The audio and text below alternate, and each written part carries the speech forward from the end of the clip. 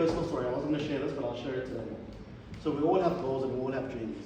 And I know there's some who are going home very sad and not happy with whatever they wanted. So in February, on the 28th of February this year, I've been doing an MBA at Gibbs for the last 2 years. The 28th of February, I received my results. Upon receiving my results, I failed, so not just my thesis, I failed 2 other electives. Okay? Failing the electives is one thing, that's okay. But this thesis that I've written and put everything into it possible, but also I'm not a writer. I mean, this is the first thesis I've ever done in my life. So I wrote this thesis about the industry actually, and I wrote something that I hope would change the industry, but academically it wasn't there. For the first month I was very angry and depressed and in a bit of denial. But what it's done is that I'm resubmitting that thesis, well, a different, same topic but more improved on the 1st of November this year. It's allowed me to actually produce a better copy of work for the industry. And that the thesis that I'm speaking to Mike Radcliffe about on 2 days ago, it's on digitization of the food and beverage industry, which is something that we actually do need. So now I'm able to put more effort and more energy into it. I found out last week, I won't tell you my results, it definitely wasn't a straight A, but I passed.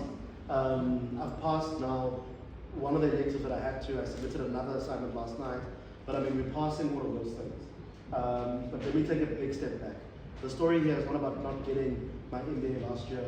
I've had to go to graduation ceremonies. People have been having brides. People have been having, you know, you walk to a place where it's kind of coordinated and it's a proper venue because they got their MBA, and it's so. But you celebrate your fellow person. The reason I didn't make it is because we were opening 3 restaurants, I was working full time, I had my business and. I haven't even told you my personal life. So take a step back before you think that you are not good enough or whatever it happens to be, because we always go into ourselves and realize your circumstance in your life. One, just for showing up, I think is the most amazing thing you can do. You're part of a group of 20 individuals in South Africa. I'm not saying anything else about all the other wine exams here in South Africa. I'll park that outside. But you've literally written what is arguably one of the hardest exams in the world. Okay? And for us, I'll tell you now, for me, my next step is to get advanced, and we've been talking about it. So that's my next hardest thing. Not Master Sommelier, that's not the hardest thing for me now, today.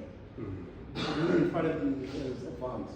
So if you've never been part of court, intro is your first hardest thing. Okay? You attended, you sat it. Some of the guys who we've been studying together for the last 4 months, you know, we pick it up again and we do it.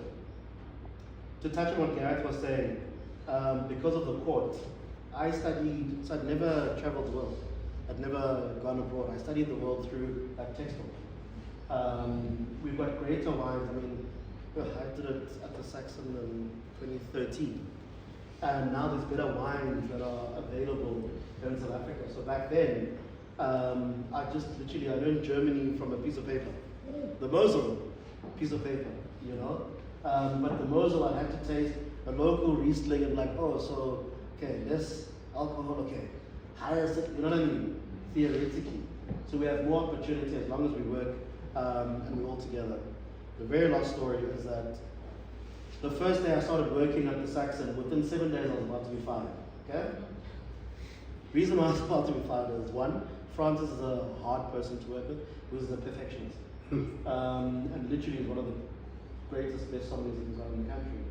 And I wasn't studying, so I wasn't learning. So customers would be like, yeah, no, so, you know, last week I was in Burgundy and, you know, what can you recommend? Yeah, I think you must have a Sauvignon Blanc. You know? So now when you walk away, if someone's good in Burgundy, you will ask, oh wow, okay, cool, you know? You've got contrast that you can use and you know what to recommend as a local equivalent. I'd love to thank, and not everybody is on this board, but this is not possible without, well, not everyone, but like a couple of people to mention. If the list goes on, I haven't even put my wife's name up here, so you know, there's more people to mention and my family for their sacrifice. So one